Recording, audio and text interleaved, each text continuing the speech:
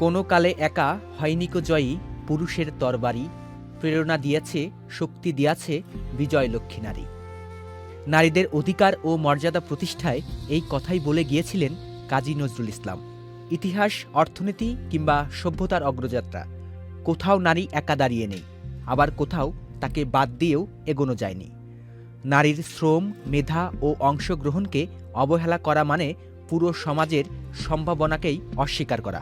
বাংলাদেশের তৈরি পোশাক খাতে প্রায় ৫০ লাখ শ্রমিকের মধ্যে ৫৫% নারী, সংখ্যায় যা প্রায় ৩৩ লাখ। এই নারীরাই দেশের রপ্তানি আয়ের মেরুদণ্ড।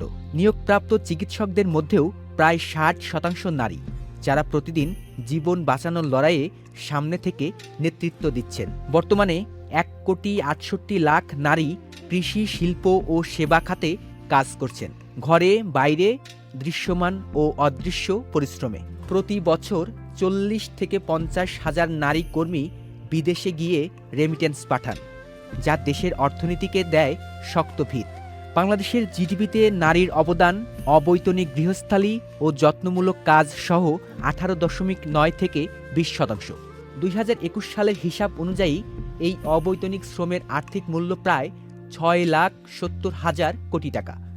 অথচ এই শ্রমের বড় অংশই এখনও মূলধারার অর্থনৈতিক স্বীকৃতির বাইরে রয়ে গেছে। বিশ্ব অর্থনীতিতেও চিত্র ভিন্ন নয়। নারীরা বৈশ্বিক শ্রমশক্তির ৪০ থেকে ৪৫% এবং বৈশ্বিক জিডিপিতে অবদান রাখছে প্রায় ৩৭%।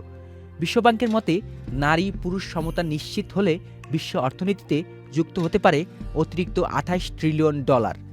তাই বলা হয়, when women work, economics grow.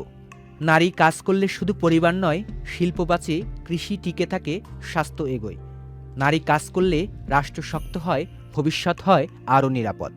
সৈকত আহমেদ দ্বীপ, চ্যানেল আই।